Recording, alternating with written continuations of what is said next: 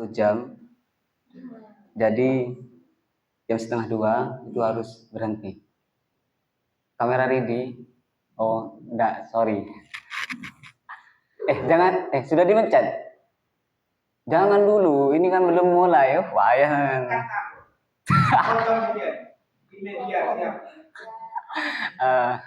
Assalamualaikum warahmatullahi wabarakatuh.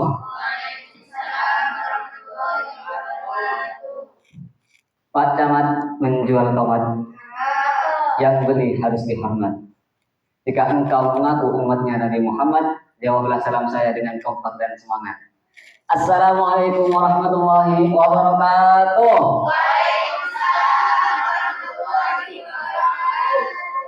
Alhamdulillahirabbil alamin, wassalatu wassalamu ala asyrofil anbiya'i wal mursalin, sayyidina Muhammadin wa ala alihi wa sahbihi ajma'in. Amma ba'du.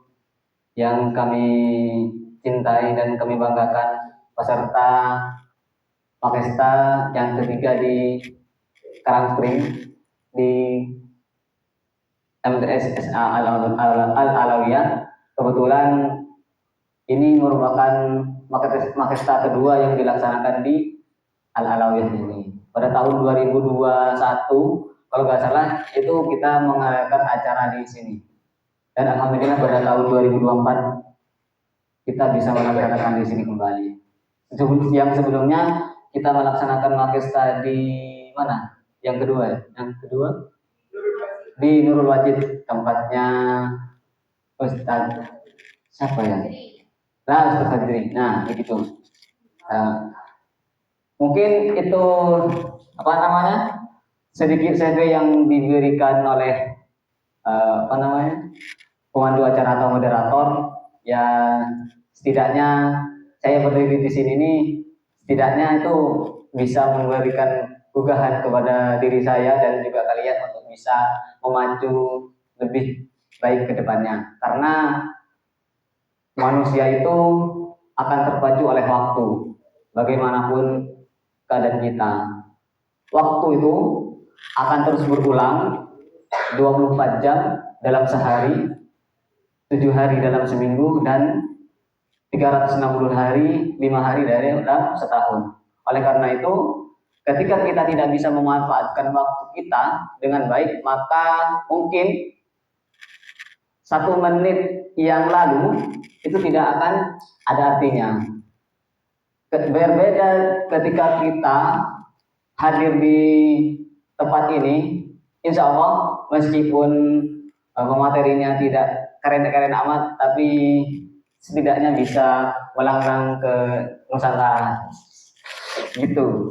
Dan alhamdulillah saya pernah yang sekarang menjadi ibu kota Nusantara itu, alhamdulillah saya sudah pernah ke sana. Oh ya, sebelum saya sebelum saya lanjutkan, saya ingin tanya, di sini ada yang kuliah, silakan angkat tangan dulu. 1, 2, 3, 4 ya. Ada yang sudah lulus SMA? 2. Tapi yang kuliah jangan ya. Nah, 2. Yang SMP? SMA? Oh, berarti mayoritas kita itu adalah mahasiswa. Itu ya. Artinya bahasa yang saya gunakan kemungkinan itu akan bisa dimengerti gitu. Karena apa? Ketika saya mengikuti public speaking yang dilaksanakan di hotel waktu itu tuh pada tahun 2018, yang saya menjadi the best public speaker yang sudah dibacakan barusan, itu salah satu fungsi daripada kita mengetahui peserta didik atau peserta materi kita, yaitu kita harus tahu kondisi dulu. Kondisi dari peserta itu bagaimana? Karena kalau kita tidak tahu peserta didiknya atau kita tidak tahu tentang siapa yang menjadi audien kita, itu nanti kita ngomong yang di bawah itu jadi cuma tahunya hanya aja, jadi tidak terpancar di dalam otaknya. Karena di dalam dunia pendidikan itu bahasa seseorang, bahasa guru itu sangat menentukan terhadap kreativitas siswa dan juga ilmu yang didapat ketika dia memulai pelajaran. Oleh karena itu, bagi yang adik-adik yang ingin jadi guru, silahkan pelajari bahasa yang ada, jangan mempunyai bahasa yang sangat sulit untuk dimengerti oleh murid kita, karena itu sangat mempengaruhi terhadap pelajaran itu. Nah, kita di sini akan belajar tentang keindonesiaan. Sebelum itu, saya ingin tahu sekarang ada berapa kelompok di sini? Kelompok 1 angkat tangan. Kelompok 2, kelompok 3, pada 12. Berarti ketambahan 3. Saya kira akan tetap menjadi wali songo. Ternyata alhamdulillah. Wali 12. Ya, ada. Nah, kayaknya dari beberapa kalian itu ada 1, 2, 3 yang saya sudah kenal, cuma agak lupa siapa namanya dan sebagainya, itu agak lupa. Nah, oleh karena itu teman-teman, ayo kita kan, kalau kita memang jam-jam rawan itu di jam ini, di duhur. Biasanya kita rebahan, biasanya kita tiduran siang sambil menikmati mimpi-mimpi indah. Akhirnya sekarang harus dipaksa untuk mengikuti Makesta ini. Tapi jangan khawatir ya, ketika kita ikut materi ini, maka nanti mungkin 1-2 tahun itu tidak akan terasa. Tapi setelah kalian melalui proses yang panjang, maka proses yang hari ini kita lakukan akan dirasakan ketika kita sudah 3-4 tahun belajar melalui proses itu. Dan saya itu sudah pernah sudah pernah mengalami hal tersebut. Dan termasuk yang di CV itu, sebenarnya itu bukan saya yang menawarkan diri untuk menjadi mitra daripada sebuah perusahaan. Ada kemarin waktu tahun 2023 kalau nggak salah, itu ada salah satu perusahaan besar di Jember itu mengkontak saya dan bilang, "Mas, sampai kapan sampean bisa ditemui gitu." Terus terang pada waktu itu juga ada acara yang bersamaan. Nah, acara itu tidak bisa saya tinggal. Akhirnya saya pending untuk besok sorenya, hari Kamis. Ternyata acara itu yang saya ikuti itu tidak selesai di hari Kamis. Akhirnya besoknya hari Kamis itu saya bilang juga, "Sekarang bisa Mas," katanya si pemilik perusahaan itu, ownernya, "Mohon maaf saya tidak bisa juga." Akhirnya yang ketiga, hari Jumat itu juga calling juga, "Apakah sampean sekarang bisa ditemui?" "Mohon maaf tidak bisa karena acaranya masih ada dan sampai Minggu kayaknya waktu itu." Akhirnya si owner yang pemilik perusahaan itu milih, "Terus sampean kapan kira-kira bisa ditemui?" gitu. Akhirnya hari Senin, karena waktu itu tidak ada jam untuk untuk kemana-mana, akhirnya saya ikhlaskan untuk menghadiri di pertemuan itu. Dan kalau seandainya si perusahaan ini juga sombong, mungkin dia pasti bilangnya gini, "Ngapain saya harus mempertahankan satu orang ini, sedangkan yang lain itu banyak." Dan ternyata benar, setelah saya ada di perusahaan itu, tumpukan proposal itu sampai segini deh, sampai mungkin sekitar 20-25. Padahal perusahaan itu tidak pernah membuka lowongan kerja. Si pemilik owner itu bilang gini, "Mohon maaf Mas, sampean ini memang kami tunggu-tunggu. Cuma karena sampean tidak bisa di calling, akhirnya kami berusaha untuk agar sampean itu ada di tim kami, dan saya harus meninggalkan tumpukan proposal ini untuk menerima sampean itu karena atas permintaan perusahaan itu." Itu saya dapatkan ketika saya ada di sebuah organisasi. Nah, pentingnya organisasi itu salah satunya itu begitu. Jadi nanti seandainya kalian itu mungkin sekarang kan masih dalam proses penjajakan untuk di kuliah, di sekolah dan sebagainya, mungkin itu tidak akan dirasakan, tapi setelah itu manfaatnya itu ada. Dan saya pernah merasakan itu. Dan kemarin hari Hari Kamis paling. Sekarang hari apa? Sabtu. Seminggu yang lalu saya ditelepon oleh pihak Bank Syariah Indonesia yang ada di Kalimantan Timur. Karena kan saya kakaknya di sana. Dia bilang gini, mohon maaf mas, sampean Yusuf alaihissalam. Ya benar saya Yusuf alaihissalam, tapi bukan Nabi Yusuf ya gitu saya. Oh iya mas. Nah setelah itu pas bilang gini, sampean pernah di Kalimantan mas? Pernah nih. Sampean pernah dai. Dulu itu saya itu dikenal sebagai seorang dai di sana oleh masyarakat sana. Akhirnya orang ini tuh bilang, iya saya pernah dai di daerah Bukit Subur namanya gitu. Dan beberapa jadi khotib Jumat dan juga berceramah di beberapa tempat gitu. Pada waktu itu ya. Nah setelah itu si pemilik dari BS itu bilang gini, kapan sampean bisa kami telepon dan kami wawancara untuk sampean? Nanti kontraknya kalau seandainya jadi itu kita sepakati bersama gitu. Itu kalau saya tidak mengikuti sebuah organisasi, telepon yang dari BS itu, Bank Syariah Indonesia itu mungkin tidak ada. Bahkan saya itu tidak akan mempunyai nilai plus itu. Dan itu saya dapatkan ketika kita mengikuti sebuah organisasi. Jadi semangat dari sekarang ini, ikuti prosesnya sampai kalian lulus menjadi Ibnu UNU dan menjadi fatayat kalau yang laki-laki, yang perempuan, dan yang laki-laki untuk menjadi ansor. Dan artinya proses menjadi Ibnu itu bukan hanya dari sekarang, tapi bukan hanya ini selesai tanggal besok ya dek. Nah bukan hanya sampai besok, tapi sampai kita wafat, sampai kita meninggal. Kalau seandainya kita diberi umur panjang sampai 50 tahun, berarti kita sampai 50 tahun itu menjadi seorang anggota NU gitu. Itu manfaat dari sebuah organisasi. Nah, sebelum itu saya sebenarnya mau meranah ke Indonesiaan itu, tapi belum, jangan dulu ya. Saya ingin memberikan sebuah motivasi dan sebagainya untuk agar kita tuh semangat dalam berorganisasi. Karena yaitu akan ada banyak manfaat yang kita dapatkan gitu. Siapa kita? Wah. Oh. Ayo. Si Alia. Saya juga kaget tadi. Siapa kita? Coba apa namanya? Yang sekiranya itu semangat. Ini kan enggak semangat ini. Siapa kita? Ngajar NU. Apalagi yang laki-laki. Siapa kita?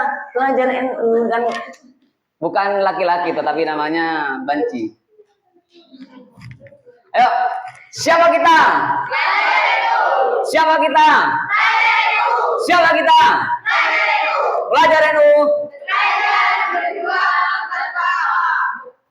Coba nih, yang kelompok satu. Ayo. Siapa kita? Pelajar NU. Ayo semuanya sampai dengan gerakannya. Ayo.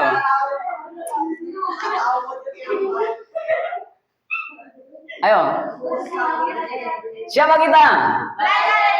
Siapa kita? Ada diri. Ayo. Semangat. Siapa kita? Siapa kita? Siapa kita? Pelajar NU. Apa? Iya, gerakannya. Pelajar NU. Ayo. Lagi ya, Pak. Langsung pelajar NU ya. Pelajar NU.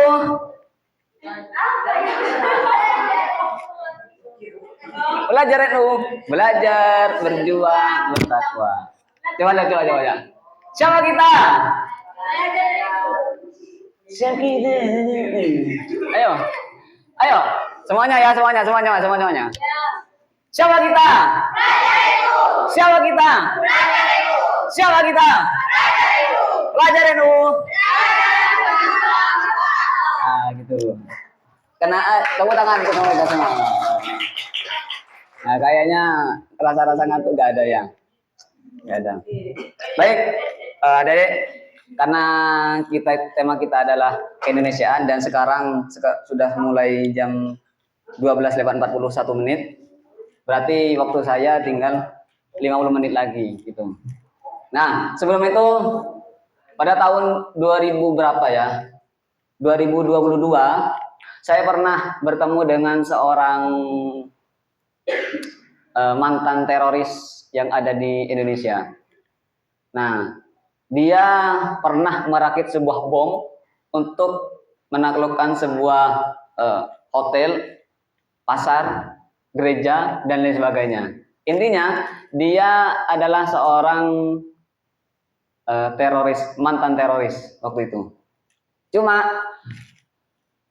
dari perakit bom, mau merakit bom, akhirnya dia disadarkan oleh salah satu ceramah dari salah satu mubalik kita, dai kita, ulama kita yang bernama Kiai Haji Bahauddin Abdus Somad. Ya Gus Baha intinya itu. Nah, beliau itu terinspirasi dari Gus Baha. Akhirnya semua yang berkaitan dengan bom, terus dengan penghancuran hotel, PSK-an, apa PSK itu? Ya, terus berkaitan dengan para bupati buka paha tinggi-tinggi itu itu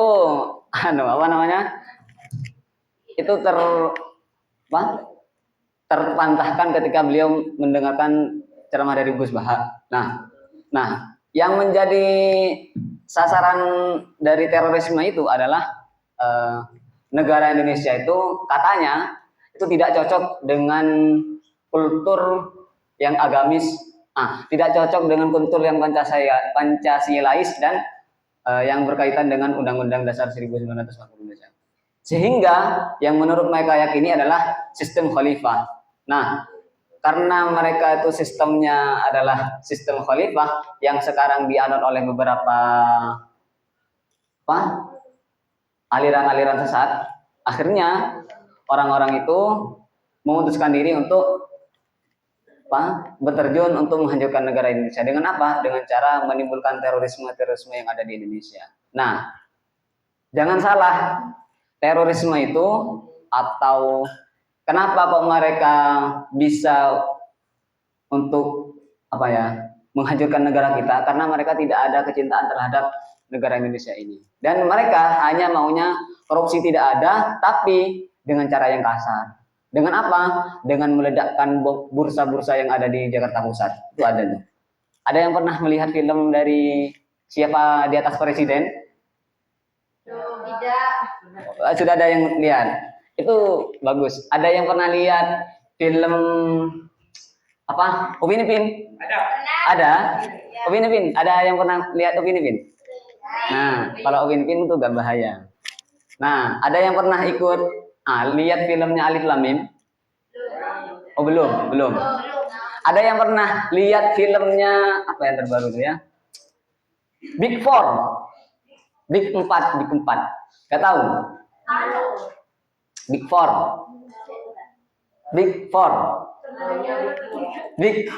Ada yang tahu?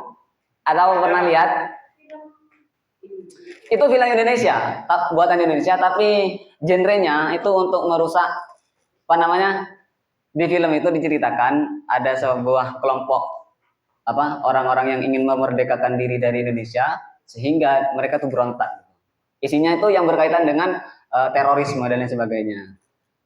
Ada yang pernah lihat film lupa aku.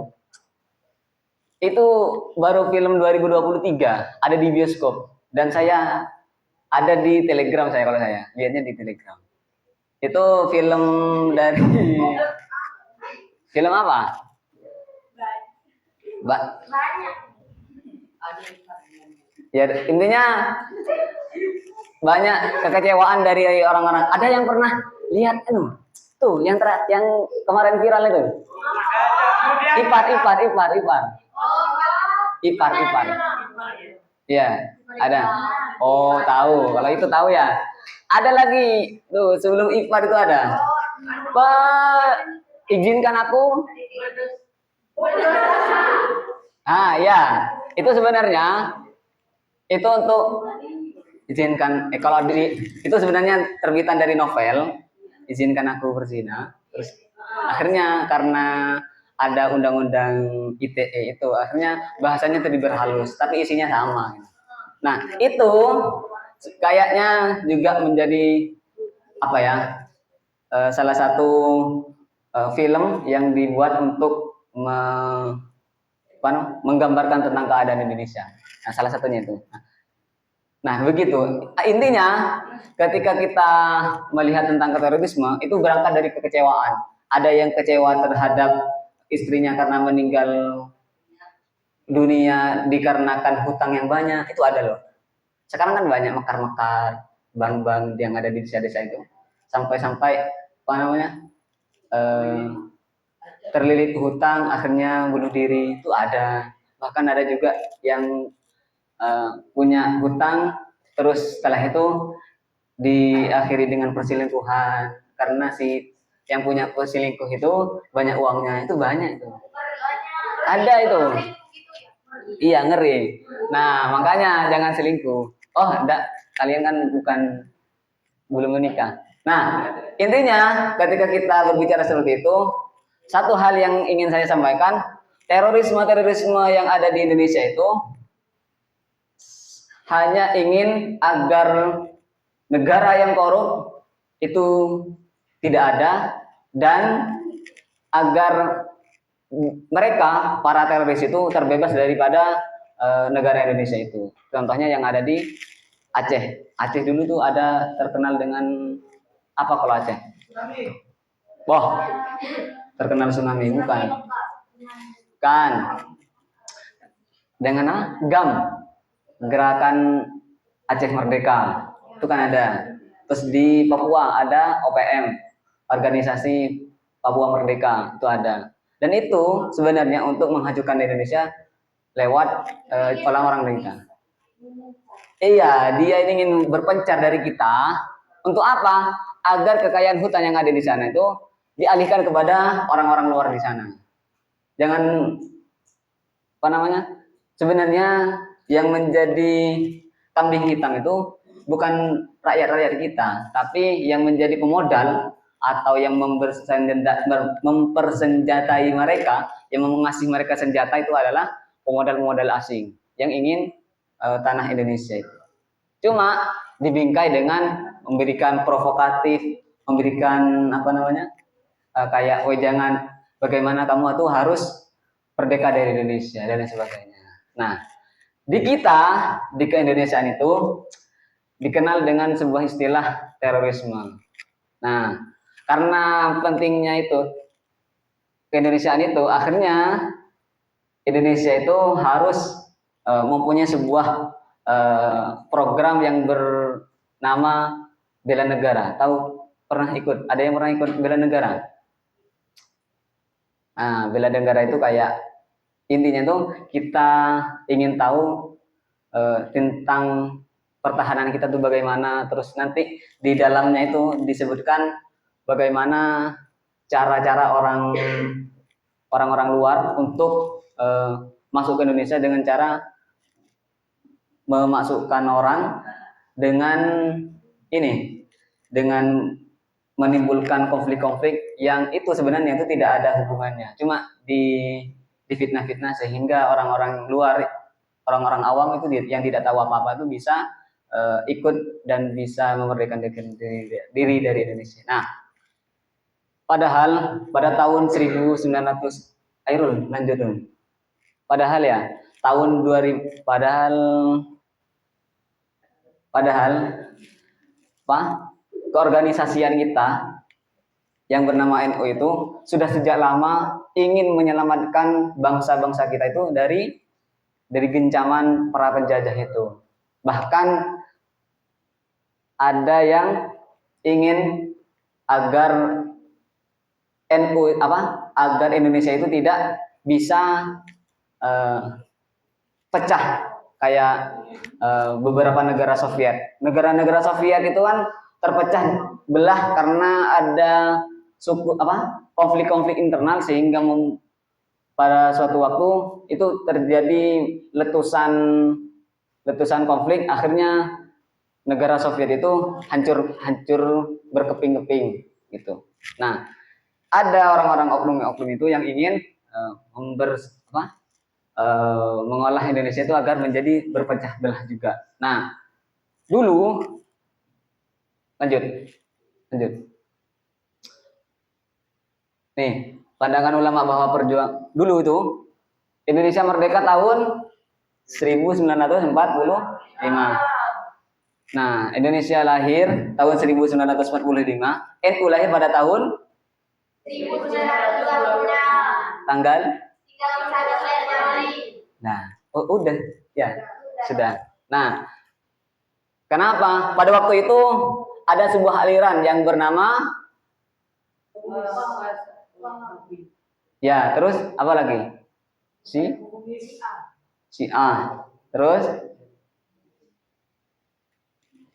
Terus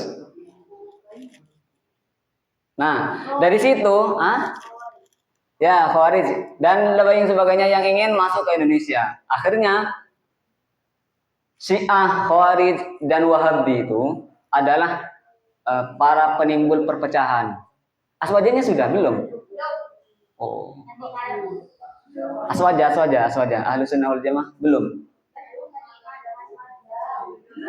Oh, berarti ini sebenarnya perlu untuk direvisi sebenarnya. Oh, materi ya. Oh, request.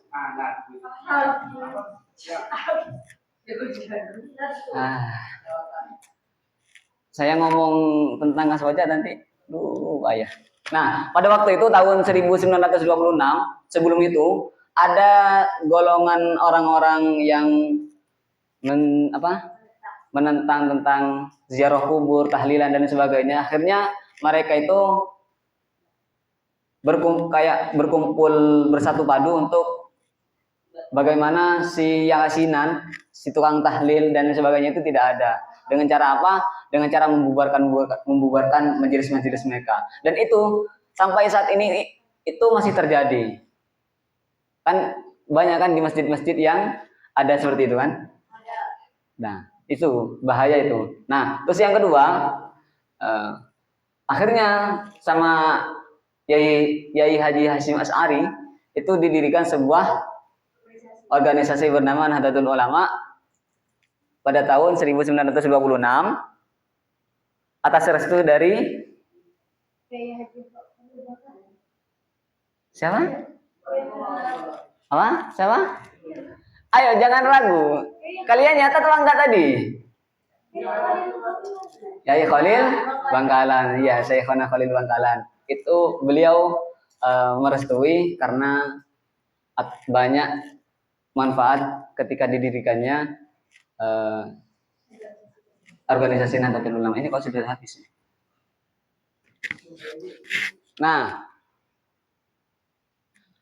setelah 1926 para kolonialisme waktu itu kan Indonesia sudah dijajah oleh para Belanda dan juga Jepang, sehingga beliau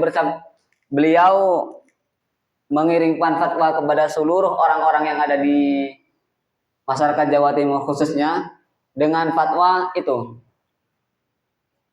mempertahankan tanah air Indonesia hukumnya wajib atas seluruh orang yang berada di wilayah negara Indonesia yang diserang oleh musuh penjajah, sebagaimana firman Allah, wala taqatilu fi sabilillahi alladziina yuqatilunakum wala ta'tadu. Bismillahirrahmanirrahim. Waqatilu fi sabilillahi alladziina yuqatilunakum wala ta'tadu innallaha la yuhibbul mu'tadin. Dan perangilah orang-orang yang memerangi kamu. Dulu siapa namanya? Belanda itu kan memerangi kita. Akhirnya sama Syekh Hasyim Asy'ari itu didhawuhi dengan mengambil ayat surat Al-Baqarah ayat 2, ayat 190, dan orang-orang yang ada di Jawa itu siap untuk bertempur gitu. Dek, sampai bisa di sana. Itu bisa dilanjutkan, ya, digeser.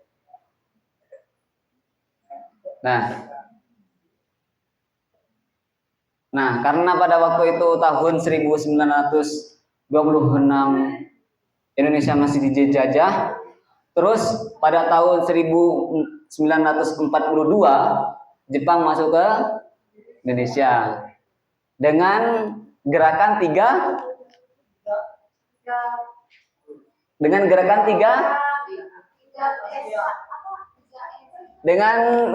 tiga bukan dengan gerakan tiga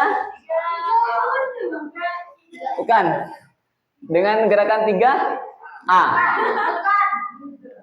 dengan gerakan 3A Jepang Cahaya Asia Jepang iya apa namanya Jepang Cahaya Asia Jepang intinya yang mengatakan bahwa Jepang ke Indonesia itu hanya untuk menyelamatkan Indonesia dari penjajah Belanda. Ternyata ketika Belanda sudah mangkir dari Indonesia dan pulang ke negerinya, penjajah Jepang itu sampai membuat sebuah kerja paksa yang bernama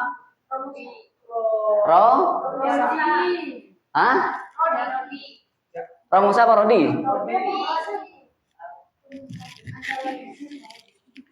Romusa Parodi. Romusa Parodi. Romusa, yaitu apa? Kerja paksa yang dilakukan oleh Jepang. Nah, akhirnya dari situ sudah selesai revolusi Jepang sudah menguasai Indonesia. Akhirnya Soekarno pada tahun 1945 pada tanggal 17 Agustus merumuskan dan memproklamirkan kemerdekaan Indonesia.